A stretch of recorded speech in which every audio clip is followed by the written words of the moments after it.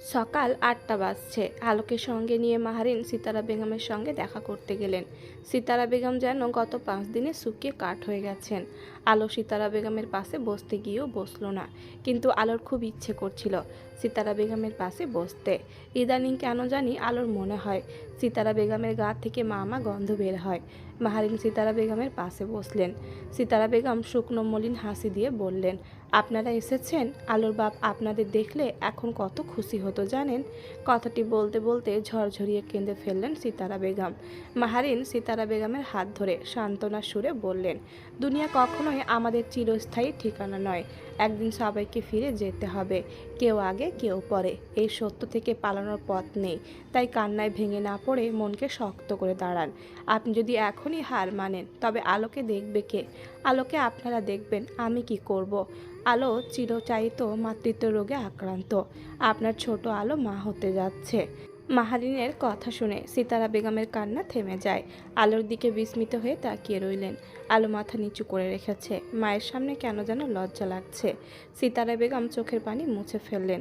তারপর হাত বাড়িয়ে আলোর হাতটা ধরে বললেন, আলো, মা হবার অনুভূতি কেমন রে? আমার অনেক জানতে ইচ্ছে করে। এক জীবনে সব পেয়েছি, পারলাম না শুধু মাতৃত্বের স্বাদ গ্রহণ করতে। কি জানি আম্মা, মা হবার অনুভূতি কেমন হয়, কিন্তু ভেতরে ভেতরে কি যেন অনুভব হয়। শরীরে কাঁটা দিয়ে ওঠে, এই ভেবে যে আমার শরীরে নতুন আর একটি প্রাণের সঞ্চয় ঘটেছে। আলোর কথা মন্ত্রমুগ্ধের ন্যায় শ্রবণ করল সিতারা বেগম। মাহারিন আলোর মুখের দিকে তাকিয়ে রইল। সিতারা বেগম আলোর হাতটা ধরে পড়ল। তোর বাপ আজ বেঁচে থাকলে অনেক অনেক খুশি হইতো। সিতারা বেগম ফের কেঁদে ফেললেন। আলোর চোখ ধীরে ধীরে ঝাপসা হয়ে যায় চোখের জলে। বাবা থাকলে আজ সত্যি খুশি হতো।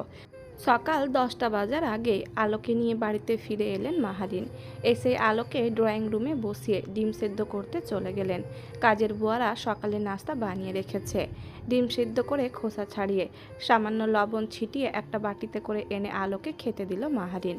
আলো অসহায় দৃষ্টিতে তাকালো মাহারিনের দিকে, কিন্তু মাহারিন চোখ পাকিয়ে তাকালো। আলো চুপচাপ এক হাতে ডিম নিল, অন্য হাতে নেয় পানির গ্লাস। কোনো মতে পানি দিয়ে ডিম গলাৎকরণ করলো সে।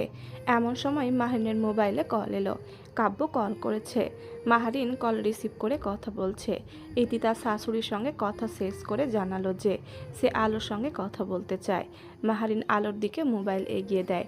হ্যালো ভাবি, কেমন আছেন? বেশ আছি। তোমার কি কন্ডিশন? তোমার স্যার এবং আমি তো দুশ্চিন্তায় আছি। তুমি না হয় বোঝো না, কিন্তু মেঘালয়। ইতির কথা শুনে আলোর খারাপ লাগছে। মেঘালয়ের জন্য মানুষটাকে সবাই এখন খারাপও ভাবছে। কাব্য তো বলেই ফেলেছে যে মেঘালয়ের নামে মামলা দেওয়া উচিত। সে একজন হবু ডাক্তার হয়ে কিভাবে এমন ভুল করেছে। আসলে ভাবি, আলো মোবাইল ফোন নিয়ে হাঁটতে হাঁটতে কিছুটা দূরে সরে গেল। তারপর ইতিকে সবটা খুলে বলল। সবটা শোনার পর ইতি বিস্মিত হয়ে বলল, আরে বোকা মেয়ে, সামনে যার পরীক্ষা সে কিভাবে পারে এহেন বোকা কাণ্ড করতে? আরে পুরুষ মানুষের মিষ্টি কথায় মজতে নেই। এরা আজ ভালো তো কাল মন্দ। নিজের অবস্থান তৈরি করার পর বাচ্চা নেওয়া উচিত ছিল তোমার। তোমার কথা শুনে আমার যে কী রাগ লাগছে। ইতির কথার পিঠে কিছুই বলতে পারল না আলো। মাথা নিচু করে কেবল কথাগুলো শুনছে। বাচ্চা পেটে এসেছে বলে লেখাপড়া কিন্তু অফ করবে না, পড়াশোনা চালিয়ে যাও। সংসার ধর্ম হয় যদি, পার্মানেন্ট হয় পড়ালেখা। যোগ্যতা, নিজের পরিচয় তৈরি করা তোমার অধিকার। পরীক্ষার প্রিপারেশনের জন্য হাতে আছে 1 মাস। So be careful. এতক্ষণ যা বলেছি তা নিয়ে রাগ করবে না। ইজ এ সিস্টার, আমি তোমাকে বকা দিয়েছি এবং উপদেশ দিচ্ছি। ইতি কল কেটে দিল। আলো মোবাইল হাতে নিয়ে ফের আগের জায়গায় ফিরে এলো। ঘড়িতে 11টা বাজতে চলল। ডাক্তার সাহেবের ফিরে আসার সময় হয়ে গেছে, কিন্তু ডাক্তার সাহেব এখনও বাড়ি ফিরছে না কেন? সকাল 11টা 15 মিনিটে মেঘালয় বাড়ি ফিরে এসেছে ক্লান্ত হয়ে। আলো তখন ড্রয়িং রুমে বসেছিল মাহারিনের পাশে। মেঘালয়কে ফিরতে দেখে আলো উঠে দাঁড়ালো। মানুষটা পিপাসিত হয়তো, 1 গ্লাস লেবুর শরবত বানিয়ে দিলে মন্দ হয় না। আলো রান্নাঘরে গিয়ে 1 গ্লাস লেবুর শরবত বানালো। গ্লাস হাতে নিয়ে ড্রয়িং রুমে এসে দেখলো মেঘালয় নেই। মাহারিন মুচকি হেসে বলল, মেঘালয় ঘরে গিয়েছে। অগত্যা আলো শরবতের গ্লাস নিয়ে চলল তাদের রুমের দিকে। আলো রুমে ঢুকেই দরজা বন্ধ করে দিল, গ্লাস বেডসাইড টেবিলের ওপরে রেখে দেয়। তারপর সে বারান্দায় চলে গেল। ঘরের গুমোট আবহাওয়ায় যেন সে সহ্য করতে পারছে না। ঘ্রাণ শক্তি এতটাই বৃদ্ধি পেয়েছে যে মনে হচ্ছে পুরো শহরের যত গন্ধ আছে সে একাই সব পাচ্ছে। বারান্দার রেলিংয়ের ওপর হাত রেখে অদূরে বহুতল ভবনের দিকে তাকিয়ে রইল আলো। মনের কোণে মৃত বাবার স্মৃতি বারবার উকি দেয়। বাবার কণ্ঠস্বরকে মিস করছে আলো। বাবা যদি বেঁচে থাকতো হয়তো আলোকে সাত সকালে কল করে জিজ্ঞেস করতো, কী রে আলো, বাবাকে ছাড়া কেমন দিন কাটে তোর? বাবা কিন্তু তোকে ছাড়া ভালো থাকতে পারছে না। আলো যখন স্মৃতির মাঝে ডুবেছিল তখন মেঘালয় ভেজা গায়ে টাওয়াল পরনে আলোর পেছনে দাঁড়িয়ে, আলোর কাঁধে তার থুতনি ঠেকিয়ে আলোর দুই হাতের ওপর তার দুই হাত রাখলো। আলো আচমকায় শিউরে ওঠে। মেঘালয় আলোর কানের কাছে ফিসফিসিয়ে বলল, রিল্যাক্স মিসেস মেঘালয়। আলো নিজের বুকে থুতু দিয়ে পেছনে ঘুরল। মেঘালয়ের দুই হাতের বাঁধনিতে আলো বন্দি। আলো কিছু বলবে ঠিক ওই সময় মেঘালয় ভুরু নাচিয়ে বলল, এই তুমি এত ভীতু হলে হবে? ডাক্তারদের সাহসী হতে হয়। হসপিটালে নিশ্চয়ই কেউ এসে হুটহাট আমাকে এইভাবে ভয় দেখাবে না। আলোর ইঙ্গিতপূর্ণ কথা শুনে মেঘালয় ভুরু কুঁচকে তাকালো। আলো অন্যদিকে মুখ ঘুরিয়ে রাখলো। মেঘালয় আলোর মুখটা ধরে নিজের দিকে ঘুরিয়ে বলল, আমি ছাড়া অন্য কেউ যদি এই ধরনের আচরণ করে তাকে নিশ্চয় তুমি ছাড় দেবে না। মেঘালয়ের কথা শুনে আলো অবাক হয়ে তাকিয়ে রইল। কোথাকার কথা কোথায় টেনে নিয়ে যাচ্ছে মানুষটা। মেঘালয় আলোর কপালের চুলগুলো পেছনে গুজে রাখলো। তারপর আলো চোখে চোখ রেখে বলল, পথে ঘাটে ভিড়ভাট্টায় লোকাল বাসে এমন অনেক নারী আছে যারা প্রতিনিয়ত হ্যারাসমেন্টের শিকার হচ্ছে। সম্মানের খাতির অনেকেই আছে যারা প্রতিবাদ করে না, কিন্তু যদি কখনো তুমি এই ধরনের পরিস্থিতিতে পড়ো তাহলে কিন্তু সহ্য করবে না, প্রতিবাদ করবে। কারণ তুমি আজ সইলে পরদিন অন্য কাউকে এই পরিস্থিতির মধ্যে দিয়ে যেতে হবে। আমি এতটাও সাহসী নয় ডাক্তার সাহেব। আপনি খুব ভীতু একটা মেয়ে, সাহসী স্বামী। আলোর কথা শুনে মেঘালয় মুচকি হেসে ফেলল। আলোর এক গালে হাত রেখে বলল, তুমি বোকাও বটে। আলো মেঘালয়ের কথার পিঠে কিছু বলল না। মানুষটার সামনে বোকা আহ্লাদি সাজতে মন্দ লাগে না তার। এবার চলো ঘরে। আমার পরনে যে শুধুমাত্র টাওয়াল, খেয়ালও ছিল না।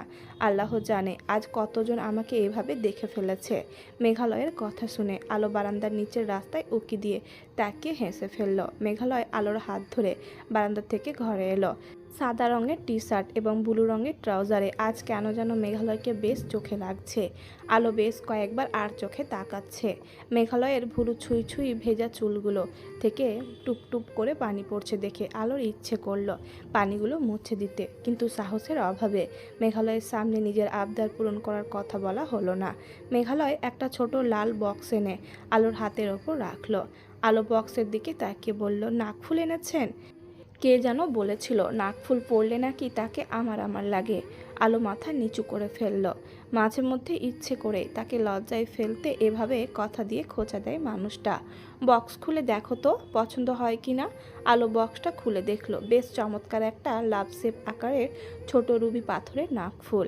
লাভ শেপের মধ্যে 3টা স্টোন, 2টা লাল রঙের, একটা নীল রঙের। আলো ভীষণ অবাক হয়ে নাকফুলের দিকে তাকিয়ে রইল। এমন ডিজাইন সে কখনো দেখেনি। মেঘালয় হাত বাড়িয়ে নাকফুল হাতে নিয়ে বলল, আর একটু কাছে এসে বসো, আমি পরিয়ে দেব। আরে আপনি পারবেন না। আমি আলো। ব্যাস, মেঘালয়ের মুখ থেকে আলো ডাক শুনে চুপটি করে রইল আলো। মেঘালয় বেশ যত্ন সহকারে আলোকে নাকফুল পরিয়ে দিল। নাকফুল পরিয়ে দেওয়ার পর মেঘালয় বেশ কিছুক্ষণ আলোর মুখের দিকে তাকিয়ে রইল। কি আছে এই মুখটায় ভাবতে থাকে, কিন্তু উত্তর মেলে না। শ্যামকন্যাকে ইদানিং না দেখলে কেমন ফাঁকা ফাঁকা লাগে। শত ব্যস্ততা শেষ করে ক্লান্ত হয়ে বাড়ি এসে এই শ্যামা মুখখানা দেখার পর যেন সকল ক্লান্তিরা বিদায় নেয়। অনেকেই বলে আলোকে দেখার অসুখ নাকি মেঘালয়ের সাময়িক মোহ, অথচ মেঘালয় চায় তার সাময়িক মোহ জন্মান্তর পর্যন্ত চলুক। আলোকে দেখার অসুখ তার কখনোই না মিটুক। মেঘালয় সামান্য ঝুঁকে টুপ করে আলোর নাকফুলের ওপর চুমু দিয়ে সরে গেল।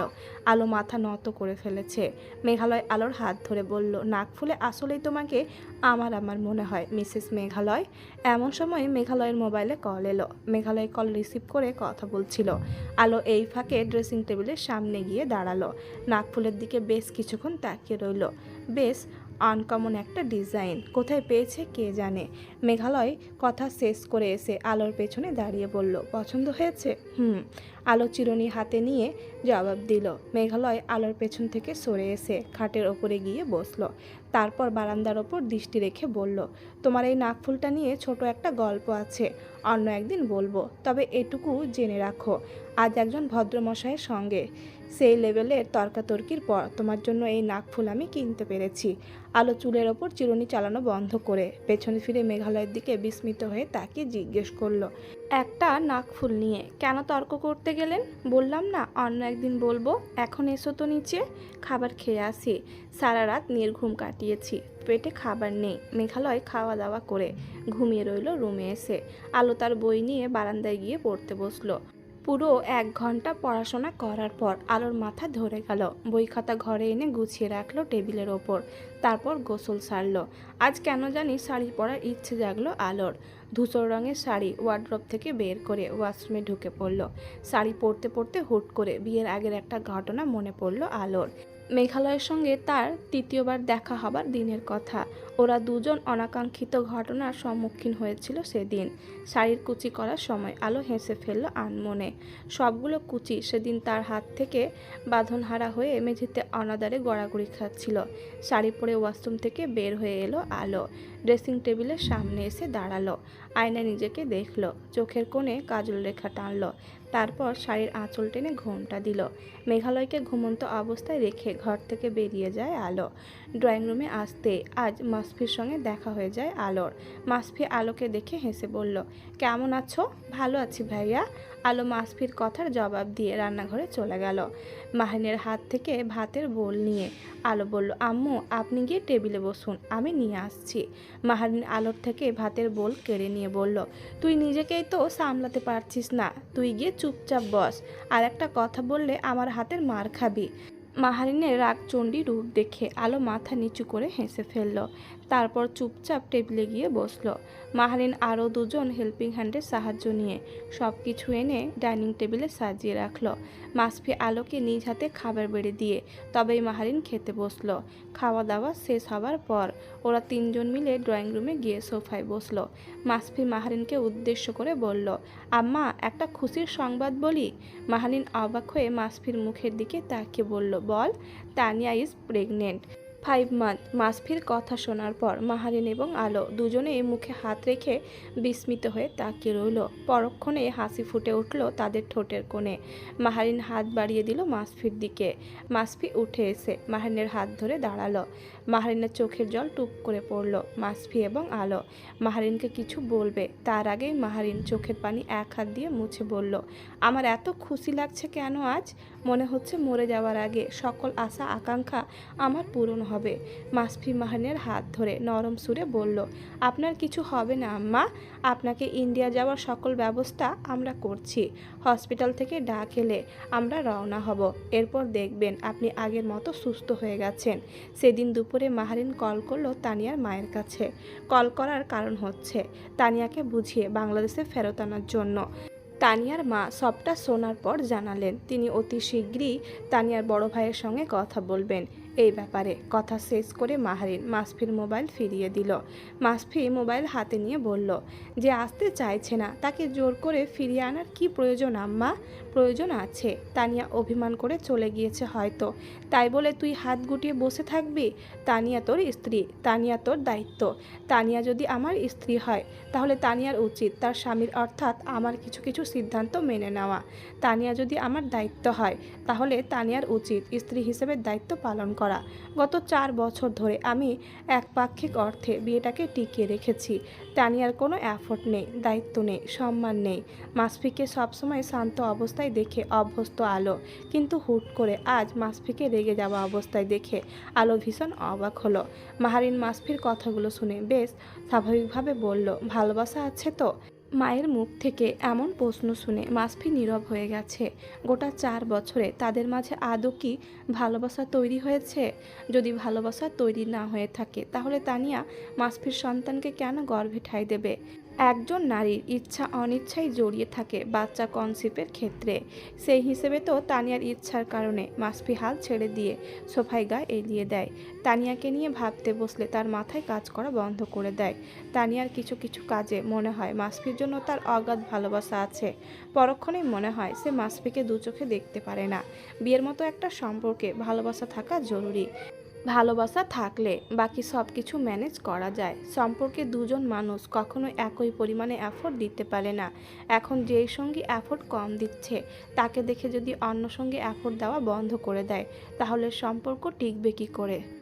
একজনের এফোর্ট, যত্ন, ভালোবাসা, সম্মান দেখে অন্যজন শিখবে। ভালোবাসা পেতে হলে আগে ভালোবাসার মানুষের যত্ন নিতে হবে।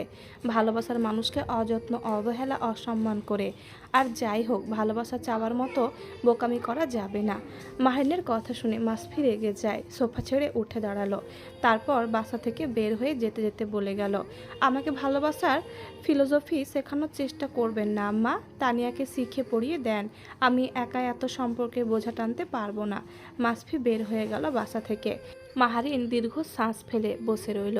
আলো মাথা নিচু করে বেশ কিছুক্ষণ বসে থাকার পর পেট ধরে এসেছে বলে উঠে দাঁড়ালো। আলো, এখানে বস। মাহারিনের ডাক শুনে আলো আবারও আগের জায়গায় বসে পড়ল।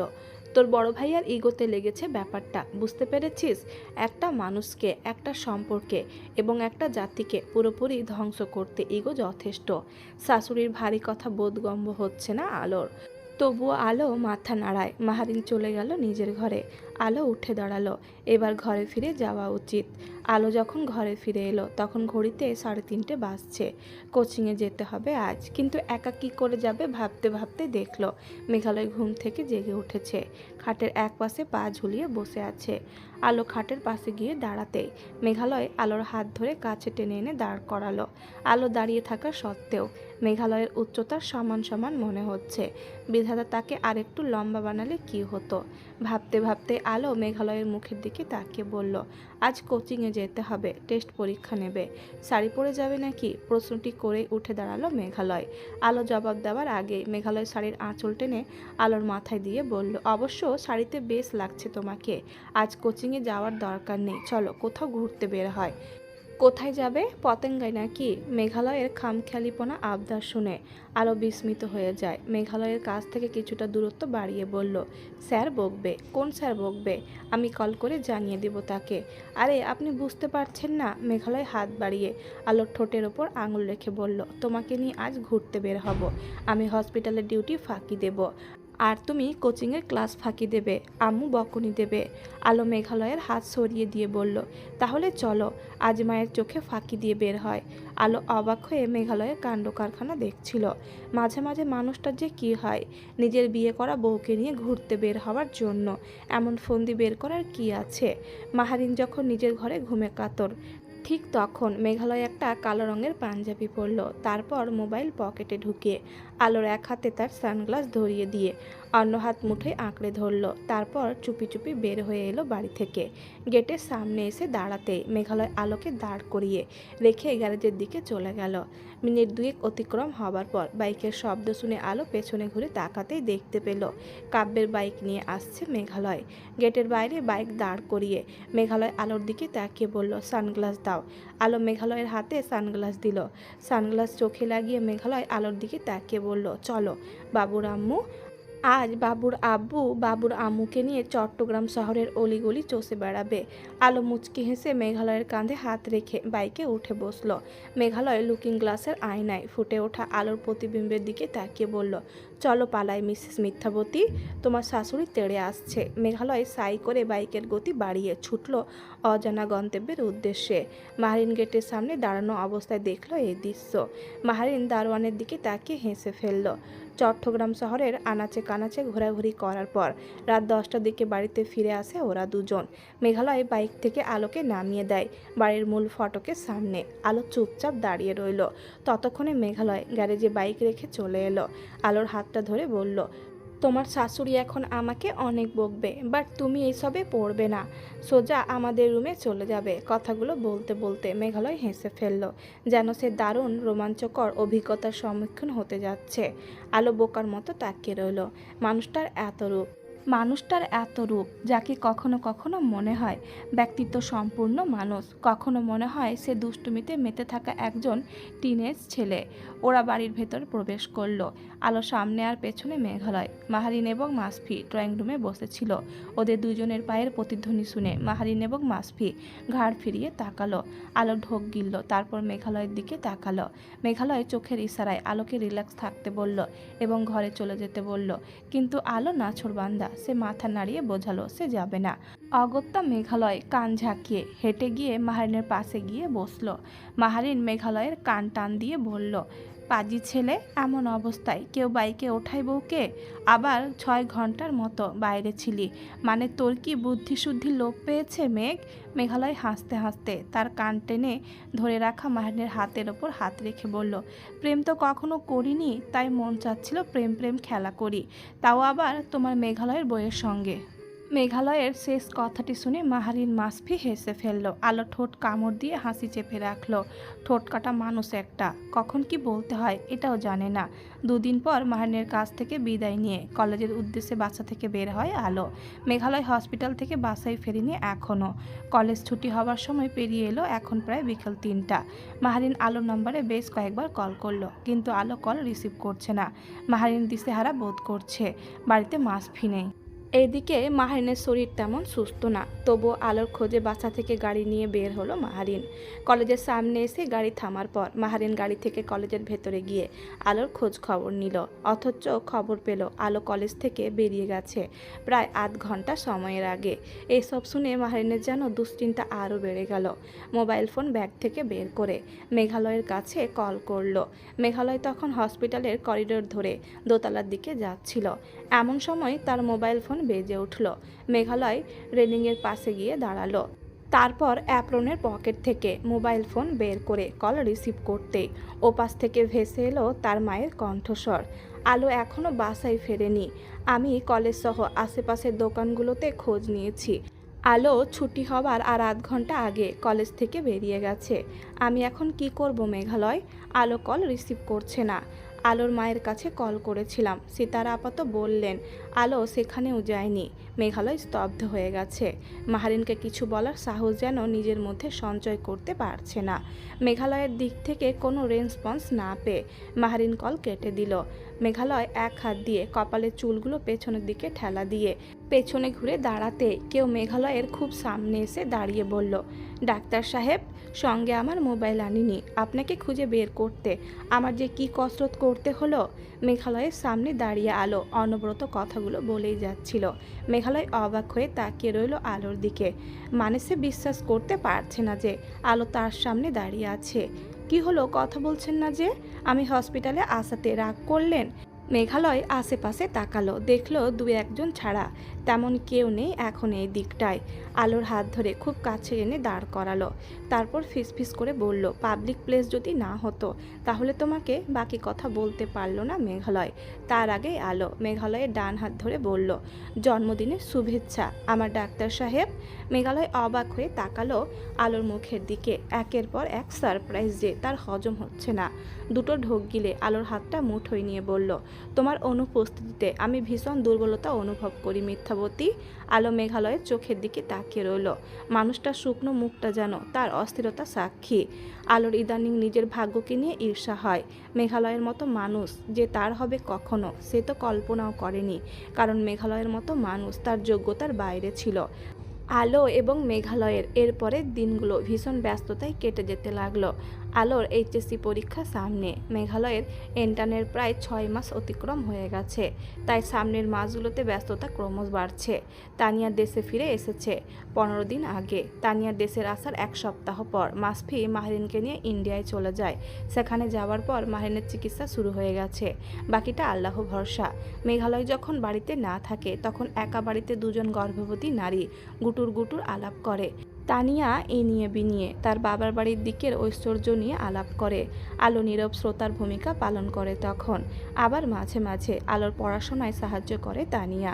রান্নাবান্নার দিকটা কাজের মহিলা দুজন সামলায়। তানিয়া রান্নাবান্নার ধার কাছে যায় না, আর আলো বাধ্য হয়ে যেতে পারে না।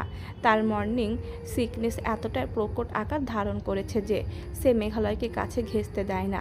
মেঘালয় মাঝে মধ্যে আলোকে জোর করে বুকের মাঝে চেপে ধরে। আলো বাঁধন থেকে মুক্ত হতে চাইলে মেঘালয় আরও শক্ত করে আলোকে চেপে ধরল। তারপর মৃদু হেসে বলে, নাকটা চেপে ধরো 1 মিনিটের জন্য। তুমি খালি নিজের দিকটা ভাবো, আমার দিকটা ভাববার জন্য কে আছে আলো? আলো মেঘালয়ের বুকের মাঝে সত্যি সত্যি নাক চেপে ঘামটি মেরে রয়। মানুষটার কাছে আত্মসমর্পণ করার জন্য যে সে সবসময় মুখিয়ে থাকে। ধীরে ধীরে পরীক্ষার দিন ঘনিয়ে আসে। আগামীকাল এইচএসসি পরীক্ষা শুরু হবে। আলো সেই যে সন্ধ্যা থেকে পড়ার টেবিলে গিয়ে বসেছে। এখন রাত 11টা, এখনও আলো বসে আছে। মেঘালয় হসপিটাল থেকে ফিরে এসেছে। রুমে ঢুকতেই দেখতে পেল আলো বই নিয়ে পড়ছে। মেঘালয়ের উপস্থিতি টের পেয়ে আলো ঘাড় ফিরিয়ে তাকায়। দুজনের দৃষ্টি বিনিময় হলো। মেঘালয় মুচকি হেসে জিজ্ঞেস করলো, বাবুর আম্মু কি পড়াশোনার চাপে বাবুর কথা ভুলে যাচ্ছে নাকি? মেঘালয়ের কথা শুনে ঘাড় ফিরিয়ে বইয়ের ওপর দৃষ্টি রেখে জিভ কাটল। কপালে এক হাত রেখে চুপচাপ বই পড়ার ভান করে বসে রইল। মেঘালয় আলোর নির্লিপ্ততা দেখে বুঝতে পারলো তার বোকা বইয়ে বোকামি। কোনো মতে ওয়াশরুম থেকে ফ্রেশ হয়ে বের হলো। তারপর আলোর সামনে গিয়ে আলোর হাত টেনে ধরে বলল, চলো এখন আমার সঙ্গে, খাওয়া দাওয়া আগে, তারপর বাকি সব কিছু। তুমি এতটা হেয়ালি কেন? আলো মাথা নিচু করে বলল, সরি। এই অবস্থায় সরি কি কাজে লাগবে বলো? হসপিটালে আজ কি হয়েছে জানো? একটা গর্ভবতী নারীর গাফলতির কারণে তার বাচ্চা পেটে মারা গেছে, অথচ সেই নারী টেরও পায়নি তার বাচ্চা পেটে মারা গিয়েছে। একজন 7 মাসের গর্ভবতী মহিলা গর্ভে বাচ্চা নড়াচড়া নাকি টের পায় না। ফর গড সেক আলো, আমাদের বাচ্চার কোনো সমস্যা যাতে না হয়, বি কেয়ারফুল। পড়াশোনা করো, তবে রাত জেগে নয়। সময় মতো খাওয়া দাওয়া করো, ওষুধ খাবে, হাসি মুখে থাকবে। That's enough for you. Meghalaya কথাগুলো বলার সময় আলোর এক গালে হাত রাখে। আলো মেঘালয়ের হাতের ওপর হাতটা রেখে বলল, আপনার বাবুর খেয়াল আমি রাখবো, কারণ বাবুর বাবা আপনি হলেও বাবুর মা কিন্তু আমি। মেঘালয় দুরু দুরু বুকে আলোর কপালে চুমু দিয়ে মেঘালয় বলল, চলো রাতের খাবার খেয়ে আসি। আলোকে ডাইনিং টেবিলে চেয়ারে বসিয়ে রেখে মেঘালয় চলে গেল রান্নাঘরে। ফ্রিজ খুলে খাবার বের করে চুলায় গরম করলো। তারপর টেবিলে এনে রাখলো। গরম করা খাবারের ভাবসা গন্ধে আলোর গা গুলিয়ে উঠল। নাকের ওপর ওড়না চেপে উঠে দৌড় দিল বেসিনের দিকে। মেঘালয় সবে চেয়ারে বসেছিল, কিন্তু আলোর অবস্থা দেখে থম মেরে রইল কিছুক্ষণ। তারপর আলোর কাছে এগিয়ে যায়। আলোর ততক্ষণে বমি করে অবস্থা খারাপ। মুখে পানির ছিটা দিয়ে চুপচাপ দাঁড়িয়ে রইল। মেঘালয় আলোর পেছনে এসে দাঁড়ালো। আলো পেছনে ফিরল। মেঘালয়কে দেখে কোনো মতে ঠোঁটের কোণে হাসি ফুটিয়ে বলল, আপনি আবার উঠে এলেন কেন? মেঘালয়ের জবাব দিতে ইচ্ছে করে না। মাতৃত্বের স্বাদ পাওয়া যে সহজ বিষয় না, ইদানিং টের পাচ্ছে মেঘালয়। বইয়ে যতটা পড়েছে তার চেয়েও বেশি অনুভব করতে পারছে আলোকে দেখে। একজন মা সন্তান গর্ভে এলে মাতৃত্বের স্বাদ গ্রহণ করতে পারে, কিন্তু একজন পিতা সন্তান পৃথিবীর আলো দেখার পর পিতৃত্বের স্বাদ পায়। একজন মা যদি তার দেহে ক্ষয় করে সন্তানকে গর্ভে জায়গা দিতে পারে, তাহলে একজন বাবা সেই সন্তানকে দুনিয়ার বুকে নিজের পায়ে দাঁড় করাতে নিজের শরীরের ঘাম রক্ত পানি করে পরিশ্রম করতে পারে। মেঘালয় দীর্ঘ শ্বাস ছাড়ল। আলো ভাত খেলো না। 1 গ্লাস দুধ এবং আপেল একটা খেয়ে ঘুমাতে চলে গেল। সেই রাতে মেঘালয়ের ঘুম এলো না অকারণে। মেঘালয়ের মনে কু ডাকছিল। ওর বারবার মনে হচ্ছিল যে ওর মায়ের কিছু হয়েছে। মেঘালয় অস্থির হয়ে মাসফির নাম্বারে যখন কল করলো, তখন ইন্ডিয়ার স্থানীয় সময় রাত 2টো। এত রাতে মেঘালয়ের কল এসেছে দেখে মাসফি ধড়ফড়িয়ে ওঠে। কল রিসিভ করতে ওপাশ থেকে ভেসে এলো মেঘালয়ের চিন্তিত সুরে বলা কথা, মা কেমন আছে ভাইয়া? আমার এত অস্থির লাগছে কেন? মনে হচ্ছে আমার কলিজা কে যেন বের করে আনতে চাইছে। মেঘালয়ের কথা শুনে মাসফি তাকে আশ্বস্ত করে বলল, আমার ঠিক আছে, তুই দুশ্চিন্তা না করে ঘুমিয়ে থাক। ঘুম আসছে না ভাইয়া? আল্লাহ ভরসা, কিছুই হবে না, ঘুমিয়ে পড় গিয়ে। ইনশাল্লাহ আমার সুস্থ হয়ে যাবে, ডাক্তাররা আশা দিয়েছে। মাসফি মেঘালয়কে বুঝিয়ে সুঝিয়ে কল কেটে দিল। মেঘালয় বারান্দায় গিয়ে দাঁড়িয়ে রইল। এমন অস্থিরতা এর আগে সে কখনো অনুভব করেনি। মেঘালয় রুমে ফিরে আসে, বিছানায় গিয়ে বসলো। বারান্দা দিয়ে চাঁদের আলো ঘরে আসছে। চাঁদের আলোয় মেঘালয়ের আলোর মুখটাই স্পষ্ট হয়ে যায়। মেঘালয় আলোর মুখের দিকে বেশ কিছুক্ষণ তাকিয়ে রইল। তারপর দৃষ্টি যায় আলোর বাড়ন্ত গর্ভের দিকে। 4 মাসের প্রেগনেন্সি চলছে আলোর। হুট করে মনে এক ভয়ঙ্কর খেয়াল এলো। মেঘালয় অস্থির হয়ে যায়। অস্থিরতা কমাতে সে মরিয়া হয়ে যায়, কিন্তু অস্থিরতা যেন মাথা চাড়া দিয়ে উঠছে।